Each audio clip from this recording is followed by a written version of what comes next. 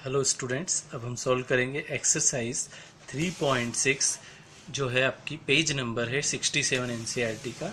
इसका question number second देखते हैं कि सेकंड का जो क्वेश्चन फर्स्ट है वो कैसे सॉल्व करते हैं हम देखते हैं। तो पहले हम रीड कर लेते हैं। Formulate the following problems as pair of equations. आपको ये जो प्रॉब्लम्स दी है इनको क्या करना है, फॉर्मुलेट करना है और पेयर ऑफ इक्वेशन बनाना है and hence find their solution, और उनके सॉल्यूशंस भी आपको क्या करना होंगे, फाइंड आउट करना होंगे। तो हम देख लेते हैं इसका first question. Ritu can row downstream 20 kilometre in 2 hour. अब यहाँ पर स्टूडेंट आपके लिए एक नया वर्ड आया है कि डाउन स्ट्रीम क्या होता है, व्हाट इज डाउन स्ट्रीम, ठीक है। और आगे देखते हैं एंड अप स्ट्रीम, यहाँ पर एक और आया up stream 4 kilometre in 2 hours. Find her speed of rowing still water and speed of current.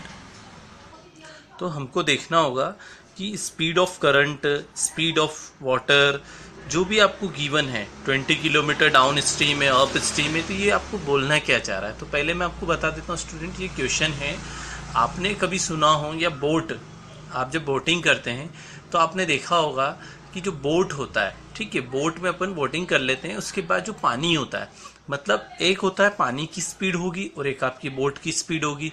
तो हम देखते हैं डाउन स्ट्रीम और अप स्ट्रीम क्या होता है, उससे हम इसको ऐड करके आगे बढ़ाते हैं क्वेश्चन को। अब मैं इसका आपको एक डायग्राम बना के समझा देता हूँ कि कैसे इसको सॉल्व कर सकते हैं। जैसे आपने कभी रिवर देखा होगा, रिवर है, ऐसे रिवर में वैसे वाटर क्या हो रहा है स्टूडेंट, फ्लो हो रहा है, ऐसे वाटर क्या हो रहा है यहाँ पर, फ्लो हो रहा है। अब इसके ऊपर जो है बोट है आपकी, ठीक है, ऐसे क्या हो गई आपकी स्टूडेंट, यहाँ पे ऐसे बोट है, ठीक है। अब ये जो बोट है इसके ऊपर चल रही है, ठीक है। अब जो ये वाटर है आपका, वाटर का फ्लो किधर जा रहा है, इस साइड जा रहा है, तो ये वाटर का भी कुछ फ्लो है। और आपकी बोट अगर इधर जा रही है, हो सकता है कि आप वाटर के अगेंस्ट जा रहे हैं, इधर भी जा सकते हैं आप। तो अगर आप वाटर के साथ जा रहे हैं तो आपकी कुछ अलग स्पीड होगी, वाटर के अगेंस्ट जाएंगे तो आपकी कुछ अलग स्पीड होगी। तो जैसे ये वही चीज़ है कि कैसे डाउन स्ट्रीम होगा और अप स्ट्रीम होगा। तो देखते हैं, एक तो ये हो गया वाटर का जो फ्लो है, कि आपका जो पानी है किस डायरेक्शन में फ्लो कर रहा है। तो ये होता है आपका करंट, क्या बोलते हैं इसको, करंट। तो ये हो जाएगा स्पीड ऑफ करंट। तो अब ये होगी एक स्पीड ऑफ करंट। अब ये होगा बोट है, तो बोट की भी कुछ स्पीड होगी, चाहे 1 किलोमीटर पर आवर हो, 10 किलोमीटर पर आवर हो, 20 किलोमीटर पर आवर हो, तो बोट की भी कुछ स्पीड होगी। तो ये स्पीड हो जाएगी आपकी स्पीड ऑफ, क्या हो जाएगा स्टूडेंट, स्पीड ऑफ बोट। तो ये हो जाएगी आपकी 2 स्पीड। तो अब यहाँ पर 2 चीज़ें हो रही है। अगर आप बोट की स्पीड देखते हैं कि मान लेते हैं बोट की स्पीड क्या है, x किलोमीटर पर आवर है, ठीक है, और स्पीड ऑफ करंट, अब ये हमको पता नहीं, तो इसको क्या मान लेते हैं कि वाटर जो है वो y किलोमीटर पर आवर की स्पीड से फ्लो कर रहा है, और ऐसे बोट किस स्पीड से चल रही है, x किलोमीटर पर आवर से। तो हम देखते हैं सबसे पहले डाउन स्ट्रीम का केस। डाउन स्ट्रीम क्या होता है स्टूडेंट, जब आपकी जो बोट है वो पानी के साथ जाएगी, मतलब आपका जो वाटर है वो ऐसे फ्लो कर रहा है आपका वाटर, और आप जिस बोट के अंदर हैं वो कैसे जा रही है, वो भी ऐसे जा रही है। तो बोट की स्पीड भी ऐसे हो गई, वाटर की स्पीड भी इधर ही है, तो दोनों की स्पीड क्या हो जाएगी, प्लस हो जाएगी। आपकी बोट बहुत स्पीड से जाने लग जाएगी। अगर ये 10 किलोमीटर से जा रहा है और बोट आपका 5 किलोमीटर से जा रहा है, तो दोनों की स्पीड एक ही डायरेक्शन में दोनों, तो क्या होगा स्टूडेंट, 10 + 5 कितना हो जाएगा, 15 किलोमीटर पर आवर हो जाएगा। तो क्या कर रहे हैं हम इसमें, जब दोनों सेम डायरेक्शन में जा रहे हैं तो मतलब क्या हो जाएगा, पानी का जो स्ट्रीम है वो क्या है, डाउन है, डाउन स्ट्रीम है, मतलब स्पीड ऑफ बोट, एक तो क्या हुआ स्पीड ऑफ बोट, और एक और क्या है स्पीड ऑफ करंट। दोनों को हम क्या कर लेंगे यहाँ पर, प्लस कर लेंगे कि क्या होगा, तो हम इन दोनों को क्या कर लेते हैं, प्लस कर लेते। तो स्पीड ऑफ बोट और दोनों प्लस होके क्या हो जाएगा स्टूडेंट, x + y। तो ये होता है डाउन स्ट्रीम का केस। अब हम देखते हैं अप स्ट्रीम के केस में क्या होता है। अप स्ट्रीम का केस जस्ट इसका अपोजिट है स्टूडेंट। जैसे वाटर का फ्लो या फ्लो ऑफ करंट बोल सकते हैं, वो इस डायरेक्शन में है, और आपका जो बोट है, ये आपका बोट है, इसका जो आपको जाना है, boat of speed of boat जो है इस डायरेक्शन में। तो दोनों की डायरेक्शन क्या हुई स्टूडेंट, अपोजिट। जब अपोजिट डायरेक्शन होगी, मतलब आपको पानी इधर जा रहा है, आपको पानी को काट कर इसके अपोजिट जाना है, तो मतलब आपकी स्पीड क्या करनी होगी, आपकी स्पीड को पानी क्या कर देगा, कम कर देगा। जब कम करेगा तो मतलब आपकी स्पीड में से वाटर की स्पीड को क्या कर देंगे आप, माइनस। मतलब आप पानी के ऊपर जा रहे हैं, इसलिए क्या हो जाएगा, अप स्ट्रीम। आप पानी के साथ जा रहे हैं, जिधर आपका वाटर जा रहा है, तो डाउन स्ट्रीम। तो डाउन स्ट्रीम में आपकी स्पीड क्या होगी स्टूडेंट, प्लस होगी। और अप स्ट्रीम मतलब आप पानी के अगेंस्ट जाना चाहते हैं, तो आप किसी भी चीज़ के अगेंस्ट काम करेंगे तो क्या होगा, माइनस में जाएंगे तो माइनस आ जाएगा। और किसी के साथ काम करेंगे तो प्लस हो जाएगा। तो ये क्या हो जाएगा, डाउन स्ट्रीम प्लस और अप स्ट्रीम माइनस हो जाएगा। अब एक बेसिक कॉन्सेप्ट ऑफ देख लेते हैं। आई होप स्टूडेंट्स आपको down stream and up stream समझ में आ गया होगा। फिर एक बार और आपको समझना है तो वीडियो को आप स्टार्टिंग से देख लें, आपको समझ में आ जाएगा। इतना डिफिकल्ट नहीं है स्टूडेंट, ओनली बस आपको इतना समझना है, पानी के साथ आपकी बोट जा रही है, तो आप पानी के साथ जाएंगे तो आपकी बोट की स्पीड भी क्या होगी, बढ़ जाएगी, इसलिए प्लस। और पानी के अगेंस्ट जाना है आपको। अब पानी के अगेंस्ट अब जाओगे तो क्या होगा, आपकी स्पीड कम हो जाएगी, तो आप क्या करेंगे, अप स्ट्रीम। अप मतलब पानी के ऊपर चलना है आपको, मतलब पानी से अगेंस्ट चलना। डाउन मतलब पानी के साथ। तो बहुत सिंपल है स्टूडेंट, एक बार आप इसको वापस से देख लेंगे तो आपको पूरा कॉन्सेप्ट समझ में आ जाएगा, what is down stream and what is up stream. अब एक स्टूडेंट और आपका क्लास 9th का एक बेसिक कॉन्सेप्ट पहले समझ लेते हैं कि बेसिक कॉन्सेप्ट क्या था। अब आपने देखा होगा कि स्पीड की यहाँ पे बात हो रही है, तो स्पीड आपने क्लास 9th में पढ़ा होगा, फिजिक्स के चैप्टर 1 में मोशन में आपने पढ़ा होगा। स्पीड क्या होता है स्टूडेंट, स्पीड होता है आपका डिस्टेंस, मतलब आपने कितनी डिस्टेंस कवर करी है वो, अपॉन में टाइम, मतलब distance per unit time, that is called speed. तो अब यहाँ पर हमको स्पीड की भी नीड होगी, तो इसलिए मैंने पहले फॉर्मूला लिख दिया है। क्या होता है, speed equals to distance upon time. अब हो सकता है हमको टाइम की नीड हो, तो टाइम की नीड होगी तो क्या होगा, टाइम यहाँ आ जाएगा और स्पीड यहाँ हो जाएगा। तो टाइम का कोई अलग से फॉर्मूला नहीं होगा स्टूडेंट, क्या होगा, डिस्टेंस अपॉन में स्पीड आ जाएगा। ये होता है आपका टाइम का फॉर्मूला हो जाएगा। इसका कोई नया फॉर्मूला नहीं है, बस टाइम को इधर भेज दिया और स्पीड को इधर भेज दिया। आपने सब क्लास 9th में देखा होगा। अब आपको अगर डिस्टेंस फाइंड आउट करना है तो क्या होगा, इन दोनों को मल्टीप्लाई कर लेते हैं, तो डिस्टेंस इक्वल्स टू हो जाएगा स्टूडेंट आपका स्पीड इनटू टाइम। तो ये फॉर्मूला है। तो इस अभी तक मैंने आपको इस क्वेश्चन का सब बेसिक बता दिया है। What is down stream, what is up stream, speed of boat क्या होगा, स्पीड ऑफ करंट, करंट मतलब वाटर, जो वाटर किस डायरेक्शन में फ्लो हो रहा है या कितना स्पीड से वाटर फ्लो हो रहा है रिवर के अंदर, वो होगा आपका स्पीड ऑफ करंट। और बोट कितनी तेज चल रही है आपकी, वो होगी स्पीड ऑफ बोट। और यहाँ पर मैंने स्पीड का फॉर्मूला भी बता दिया है। अब हम देखते हैं कि डाउन स्ट्रीम में और अप स्ट्रीम में क्या है, और क्वेश्चन के अंदर हमको क्या गिवन था और क्या फाइंड आउट करना है। तो हम देख लेते हैं क्वेश्चन में क्या फाइंड आउट करना था। Speed of rowing in still water. Still water student नया कोई वर्ड नहीं है, मतलब पानी के ऊपर आपको जो बोट है, आपकी स्पीड क्या होगी उसकी, वो बताना है आपको। एंड स्पीड ऑफ करंट, आपका पानी किस स्पीड से फ्लो कर रहा है, एक वो बताना। तो इसको हमने क्या मानना है, एक्स, और इसकी स्पीड को क्या मानना है, वाई। अब बात होगी डाउन स्ट्रीम की, तो डाउन स्ट्रीम के केस में स्टूडेंट डिस्टेंस गिवन है 20, टाइम गिवन है, और स्पीड आपको पता है डाउन स्ट्रीम की प्लस होती है, तो एक्स प्लस वाई। तो इससे हम एक रिलेशन बना लेंगे और इक्वेशन बना डालेंगे। अब अप स्ट्रीम का भी आप जानते हैं कि एक्स माइनस वाई होता है। डिस्टेंस आपके पास है, टाइम आपके पास है, तो क्या करेंगे, इसके लिए भी एक रिलेशन बना लेंगे। तो ये केस 1 हो जाएगा और ये केस 2 हो जाएगा। अब हम देखते हैं इसको लेट करके पूरा कैसे लिखते हैं, एग्जाम में आपको कैसे लिखना है जिससे आपको फुल मार्क्स मिल सके। तो अप स्ट्रीम स्पीड क्या हो जाएगी स्टूडेंट, दोनों को हम क्या कर लेंगे, प्लस, तो एक्स प्लस वाई किलोमीटर पर आर, एंड डाउन स्ट्रीम क्या हो जाएगी, एक्स माइनस वाई किलोमीटर पर आर, ये हो जाएगा। अब हमारा केस 1 देख लेते हैं कि हमारा जो होगा केस 1 क्या होगा, देख लेते हैं। अब स्टूडेंट अब डाउन स्ट्रीम के लिए हम सॉल्व कर लेते हैं। फॉर्मूला क्या होगा हमारा, speed equals to distance upon time, ये फॉर्मूला होगा। अब स्पीड किसके लिए, डाउन स्ट्रीम के लिए क्या बनाई है आपने स्टूडेंट, एक्स माइनस वाई। थोड़ा सा अपन ने लिखने में मिस्टेक है student, x plus y downstream है और एक्स माइनस वाई आपका अप स्ट्रीम है। तो क्या करेंगे अब हम, speed equals to distance upon time होता है, तो स्पीड कितनी होगी स्टूडेंट, एक्स प्लस वाई अब आपको बताया था कि रितु ने 20 kilometre in 2 hour downstream में, तो 20 किलोमीटर उसकी क्या हो गई डिस्टेंस, टाइम कितना लिया उसने 2 आवर, तो 2 1 जा 2, 2 10 जा 20, तो x plus y equals to कितना आ गया student 10।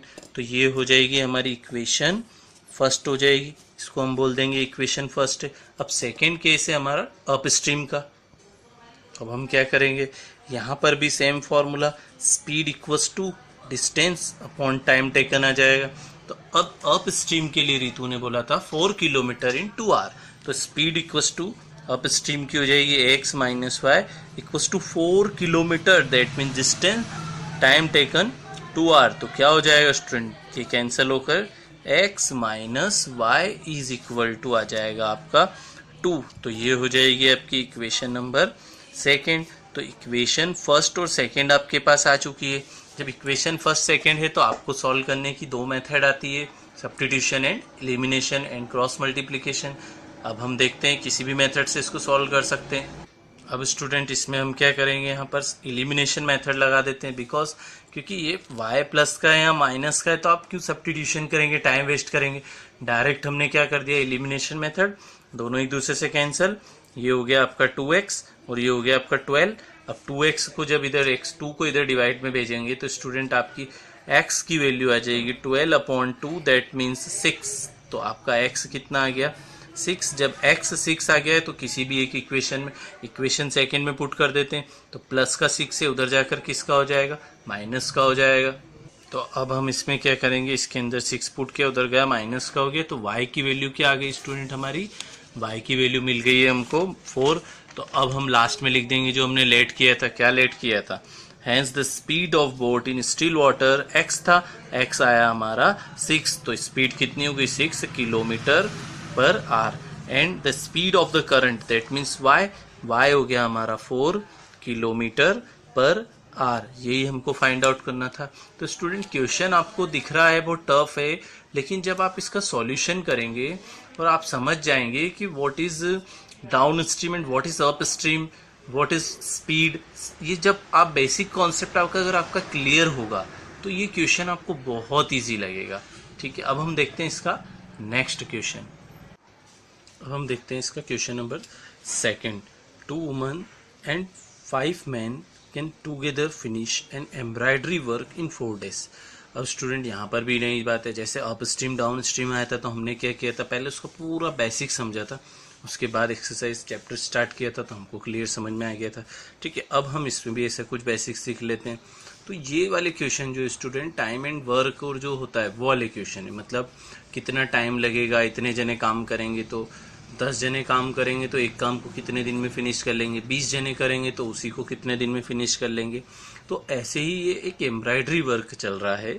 Embroidery work that means student, जैसे आपने देखा होगा आपके कोई अपन क्लॉथ से परचेस करते हैं, कपड़े जो परचेस करते हैं तो उसके ऊपर आपको डिज़ाइनिंग वगैरह जो बनी हुई होती है वो सब एम्ब्रॉयडरी में आता है। किस में आता है, एम्ब्रॉयडरी में। तो 2 women and 5 men क्या कर रहा है, 2 women and 5 men can together finish embroidery work in 4 days। 4 दिन में कितनी वुमन है, 2 and 5 men है, दोनों मिलकर कितने दिन में फिनिश कर रहे हैं, 4 दिन में। ठीक है, तो ऐसे ही एग्जांपल के लिए हम ले लेते हैं, जैसे हम वर्क कैसे फिनिश करते हैं, जैसे आपके साइंस ले लेते हैं। साइंस में आपके मान लेते हैं 2 फीमेल टीचर है और 1 मेल टीचर है, तो तीनों मिलकर है ना, तो 2 फीमेल हो गए 1 मेल हो गया, तीनों मिलकर आपका जो सिलेबस है वो कितने दिन में फिनिश कर देंगे, वो होता है आपका टाइम एंड वर्क, मतलब कितना वर्क किया कितने टाइम में। तो ये होते हैं क्वेश्चन। तो इससे रिलेटेड हम देखेंगे। तो अब सबसे इस टाइप के जब भी क्वेश्चन आते तो हमें इतना ध्यान रखना है हमेशा कि पर डे दैट मीन्स एक दिन का कितना वर्क किया है किसने। साइंस की टीचर जैसे 3 है तो फिजिक्स में एक दिन में कितना वर्क हुआ है, केमिस्ट्री में कितना हुआ है, बायो में कितना हुआ। तो ऐसे हमें क्या करना होगा, एक दिन में कितना वर्क हुआ वो फाइंड आउट करना होगा, उसके बाद ही आप इस क्वेश्चन को सॉल्व कर सकते हैं जब भी आपके टाइम एंड वर्क वाले क्वेश्चन आएंगे। तो अब हम देख लेते हैं हमको आगे क्या दिया हुआ है। हमको आगे गिवन है वाइल, तो ये हमारा पहले हम समझ लेते हैं, ये हमारा केस 1 हो जाएगा। ठीक है, वाइल 3 वुमन, अब कितनी वुमन है 3 वुमन, एंड कितने मैन है 6 one can finish in 3 days। अब ये कितने दिन में फिनिश कर रहे हैं? 3 दिन में फिनिश कर रहे हैं। दैट मीन्स ये केस 1 इससे इक्वेशन बन जाएगी, ये केस 2 इससे भी इक्वेशन बन जाएगी। Find the time taken by one woman alone to finish the work. एक वुमन कितने दिन में वर्क फिनिश कर देगी, and also that taken by one man alone. अगर एक अकेला व्यक्ति काम करता रहेगा उसको, जैसे अभी मैंने बताया आपके 3 टीचर हैं साइंस के, अगर एक ही टीचर आपको तीनों सब्जेक्ट पढ़ाएगा, फिजिक्स भी, केमिस्ट्री भी एंड बायो भी, तो कितना टाइम लगेगा? तो एक ही जना, दैट मीन्स सिंगल पर्सन, या तो मैन हो या वुमन हो, ठीक है, तो कितने दिन में फिनिश करेंगे। तो अब हमको लेट क्या करना होगा? यहाँ से समझ में आ रहा है कि ये हमको फाइंड आउट करना है, तो क्या लेट कर लेंगे स्टूडेंट यहाँ पर? The let the time taken by one woman to finish embroidery work x days, कितने दिन लगेंगे उसको? x days लगेंगे। And the time taken by one man alone y days। एक मैन के लिए अपन ने मान लिया कि वो y days में वर्क फिनिश करेगा, एक वुमन कितने दिन में वर्क फिनिश करेगी? x days में करेगी। तो अब इसको आगे हम सॉल्व करते हैं। तो अब हम क्या करेंगे? हमने लेट कर लिया, let one woman can finish work in x days। एक वुमन कितने दिन में वर्क फिनिश करेगी? x days में। And one woman can finish work in y days। और वन मैन कितने दिन में फिनिश करेगा? y days में। तो ये तो इनका एक दिन का काम है, मतलब एक वुमन अकेली मिलकर अगर काम करती तो x days होंगे, एक मैन अकेला काम करेगा तो y days लगेंगे। अब मैंने आपको बताया था जब भी ऐसा क्वेश्चन आएगा तो हमको क्या करना है? पर डे का वर्क निकालना है। That means one woman's 1 days work. अब वन वुमन का 1 day का वर्क क्या होगा? तो मैं आपको थोड़ा सा इसका बेसिक समझा देता हूँ कि वन वुमन है, वो सारा वर्क, उसका सारा जितना भी है वो कितने दिन में कर रही है? x days में कर रही है। तो अब 1 day का निकालना है, मतलब 1 day का वर्क निकालना है। तो ये जो x है वो इसके अपॉन में आ जाएगा, तो क्या हो जाएगा? 1 day का जो वर्क है ये आ जाएगा आपका 1 day का क्या वर्क होगा, ठीक है। ऐसे ही हम क्या करते हैं, जैसे 2 रुपीज में 2 टॉफीज आ रही है, ठीक है, तो क्या होगा? 1 रुपीज में इस 2 को उधर भेज देंगे तो 2 से 2 कैंसिल, तो 1 टॉफी आएगी। तो 2 रुपीज में 2 टॉफी, तो 1 रुपीज में 1 टॉफी आ रही है। तो ऐसे ही हमको क्या करना है? एक वुमन एक काम जो करती है, पूरा काम वो x days में फिनिश कर रही है, तो एक दिन में कितना करेगी? 1/x कर लेगी उसका पार्ट। तो अब हम क्या करेंगे स्टूडेंट्स? समझ में आ गया आपको? ऐसे ही मेन का क्या होगा? वन में वे मेन जो है पूरा वर्क अपना जितने भी दिन लग रहे हैं, उसको कितने दिन लग रहे हैं? y days में फिनिश कर रहा है। तो एक दिन का क्या होगा?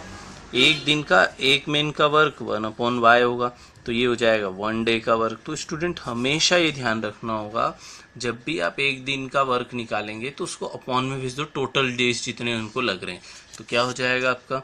वन वुमन्स, मतलब एक वुमन 1 day वर्क, एक दिन का उसका वर्क क्या होगा? 1/x। And one man's 1 days work कितना होगा स्टूडेंट? 1/y। तो एक मेन का एक दिन का वर्क है 1/y, और एक वुमन का एक दिन का वर्क है 1/x। हमेशा वर्क इन टाइम वाले जब भी क्वेश्चन आएंगे तो पर डे का कैलकुलेशन करोगे तो आपका क्या होगा स्टूडेंट? कभी भी रॉन्ग नहीं होगा। अब हमारा जो केस 1 था, उस केस 1 को अगर मैं थोड़ा सा आपको क्वेश्चन रीड करके बता दूं, 2 वुमन एंड 5 मेन थे। कितने वुमन? 2 वुमन एंड 5 मेन थे। तो इसके लिए हम इक्वेशन बना लेते। तो क्या इक्वेशन बनेगी? देखो, एक वुमन एक दिन में 1/x वर्क कर रही है, तो दो वुमन है, 2 वुमन एक दिन में कितना वर्क करेगी? 2/x। क्लियर? प्लस अब उसके बाद क्वेश्चन में गिवन है 5 मेन, ठीक है, तो 5 मेन है, तो एक मेन एक दिन में 1/y कर रहा है, तो 5 मेन कितने करेंगे? 5/y। दोनों मिलकर कितने डेज बोले थे स्टूडेंट्स आपको? 4 days में वर्क कंप्लीट कर रहे हैं। तो दोनों मिलकर, मतलब मेन और वुमन दोनों मिलकर 4 days में वर्क कंप्लीट कर रहे हैं। तो एक दिन में कितना करेंगे? अभी मैंने आपको बताया क्या करेंगे? पर डे का कैलकुलेशन।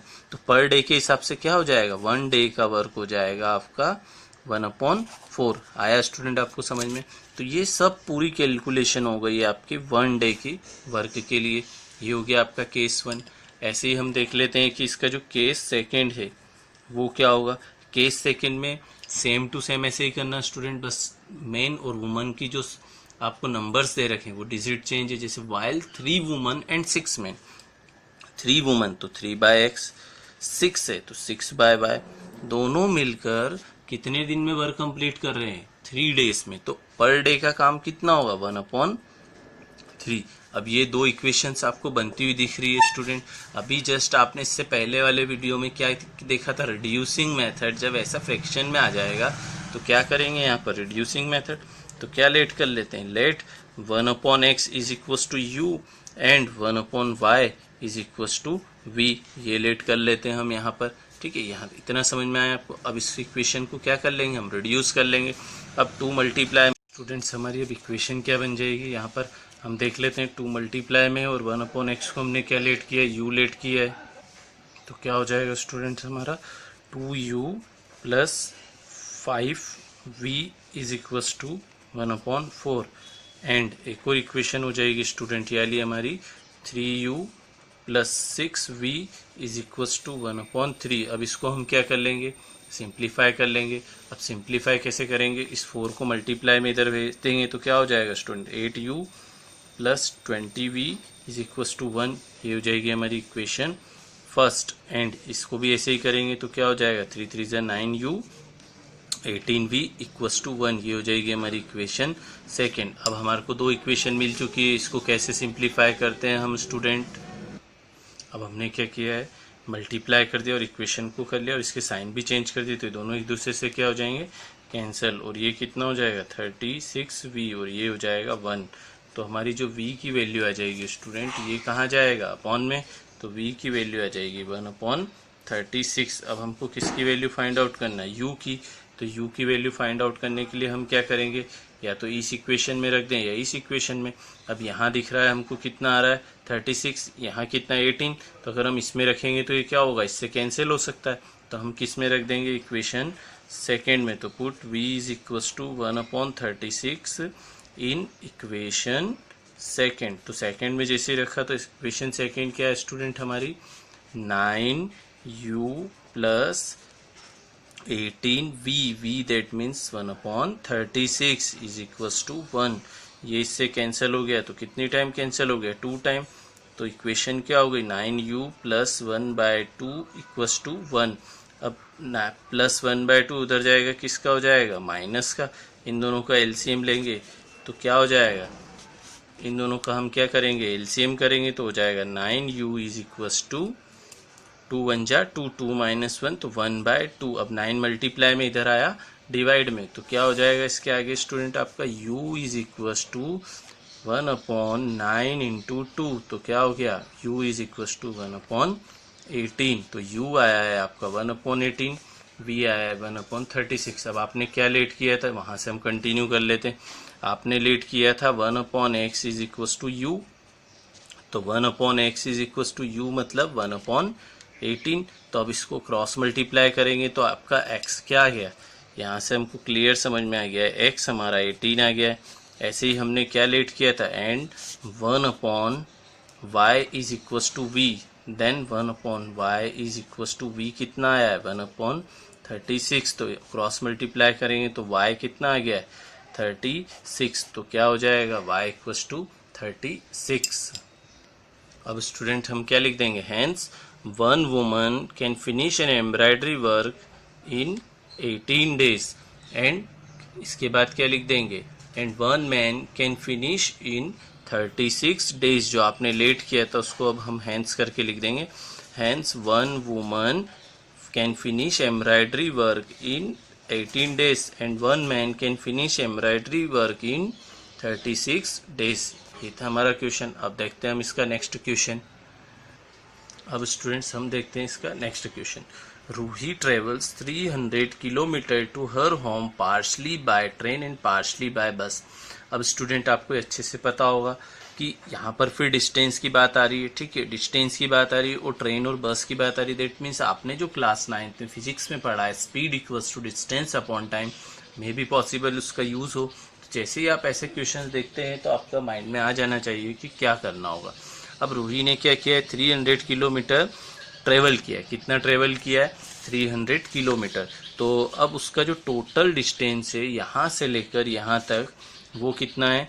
300 किलोमीटर है। अब उसने ये जो डिस्टेंस है कैसे कवर किया है, पार्शली बाय बस and partially by train. That means मान लेते हैं यहाँ से हमको कहीं जाना है, वो ट्रेन जो रूट है बस यहीं तक का ट्रेन रूट है, मतलब इतने डिस्टेंस तक का ही ट्रेन रूट है, तो ये तो ट्रेन से कवर कर लिया।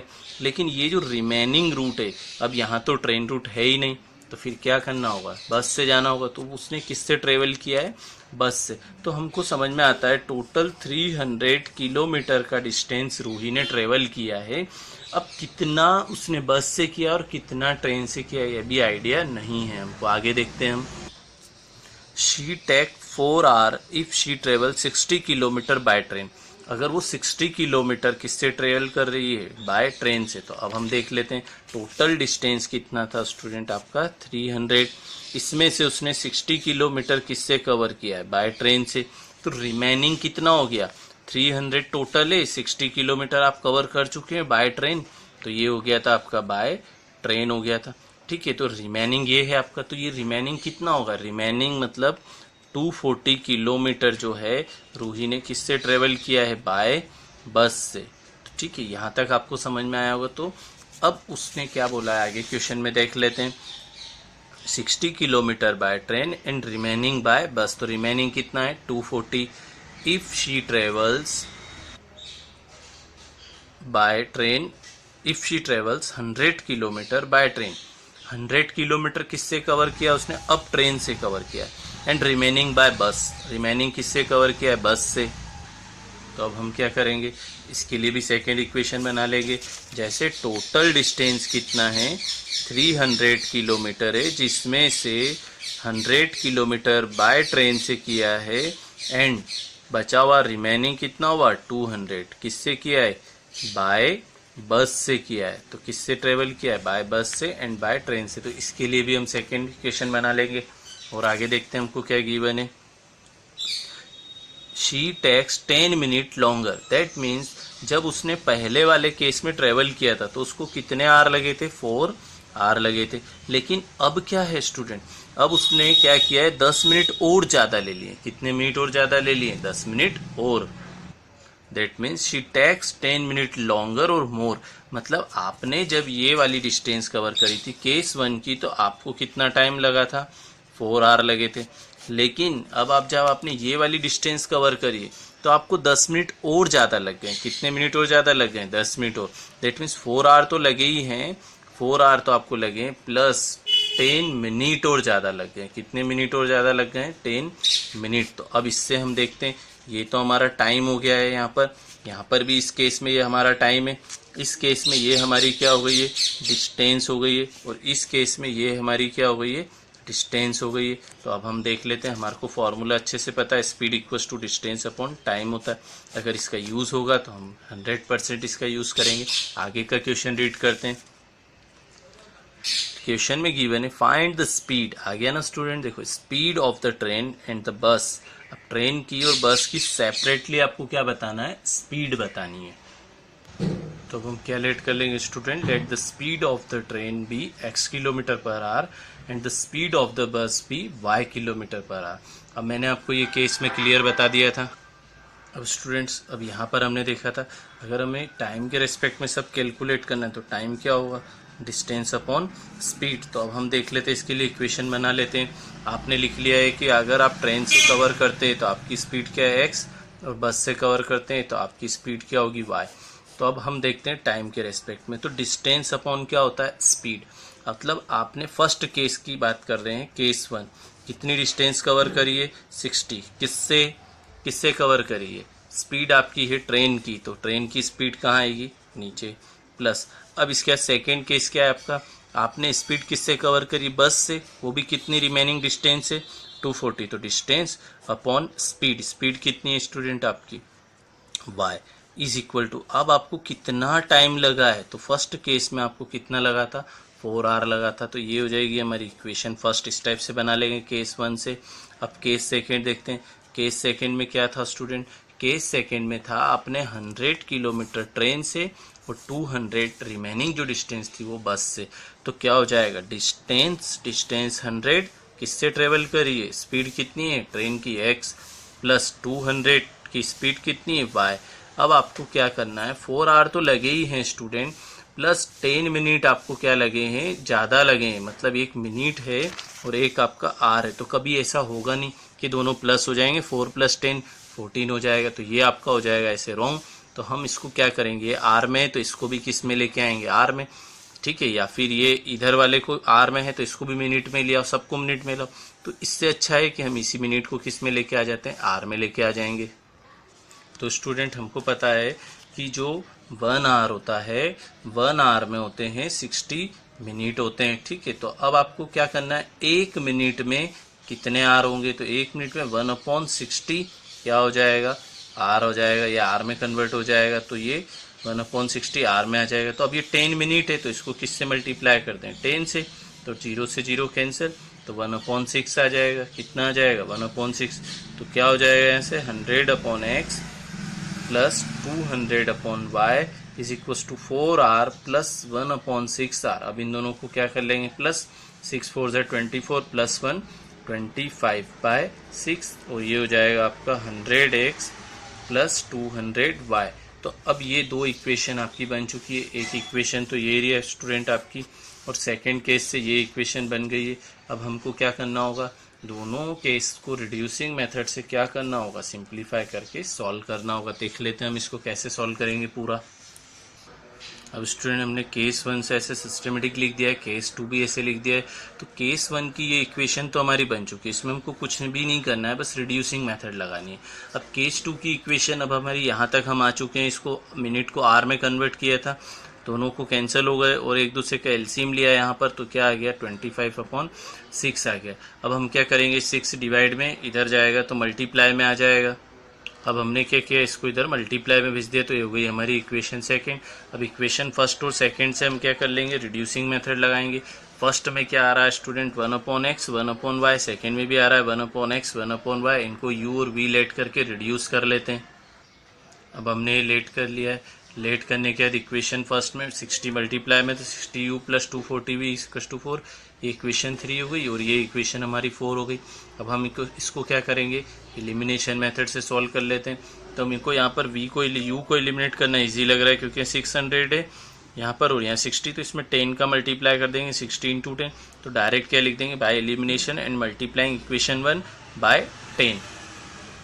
अब हम क्या करेंगे, इसमें से 10 का मल्टीप्लाई करेंगे तो हो जाएगा 600u plus 2400v is equals to 40।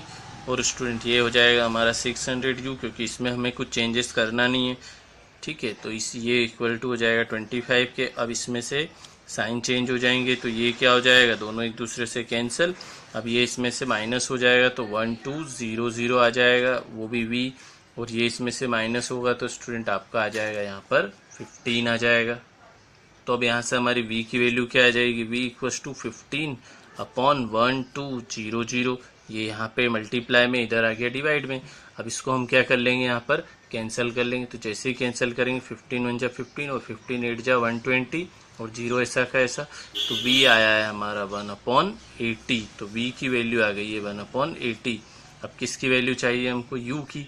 तो अब u की वैल्यू चाहिए तो आप चाहें तो इसमें भी रख सकते हैं, आप चाहें तो इस इक्वेशन में भी रख सकते हैं, तो हम इसमें रख देते हैं, है ना, ठीक है। v की वैल्यू इसमें पुट कर देते हैं, 240 × 80 हो जाएगा, तो 80 की टेबल से 240 कैंसिल हो जाएगा, इसलिए क्या करेंगे हम इक्वेशन 3 में पुट कर देंगे, v इक्वल्स टू 1/80।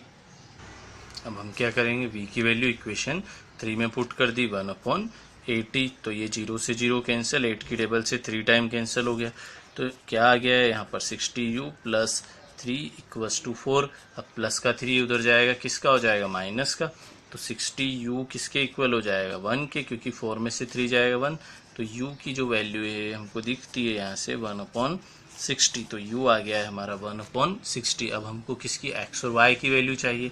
अब आपने ध्यान है तो 1/x को आपने u लेट किया था, तो अब u लेट किया था तो क्या हो जाएगा, 1/x इक्वल्स टू u आया है आपका 1/60, 60 इधर आएगा, x उधर जाएगा, तो x इज इक्वल्स टू हो गया आपका 60। तो ये तो हो गई x की वैल्यू आ गई आपकी, एंड y क्या के लिए क्या आएगा, 1/y इक्वल्स टू v, और 1/y और v आया था स्टूडेंट आपका 1/80। तो अब 80 इधर आएगा, y इधर जाएगा, तो y की वैल्यू क्या हो जाएगी 80। तो लास्ट में हमको x और y की जो दोनों वैल्यू मिली है, तो हम लास्ट में क्या लिख सकते हैं, therefore the speed of train is 60 kilometre per hour and speed of bus is 80 kilometre per hour. तो यहाँ पर आप लिख देंगे लास्ट में, hence the speed of the train is 60 and the bus is 80 kilometre per hour. तो student यहाँ पर हमारा होता है चैप्टर 3 फिनिश। अब ये चैप्टर 3 आप एक बार और वापस सारे वीडियो देखकर इजीली आप उसको समझ पाएंगे। एक बार आप पहले सब वीडियो देख लें, तो इसके बाद जब आप रिवीजन करेंगे तब भी एक बार और वीडियो देखेंगे तो आपको बहुत अच्छे से पूरा चैप्टर समझ में आ जाएगा। यहाँ पर होता है हमारा चैप्टर 3 फिनिश।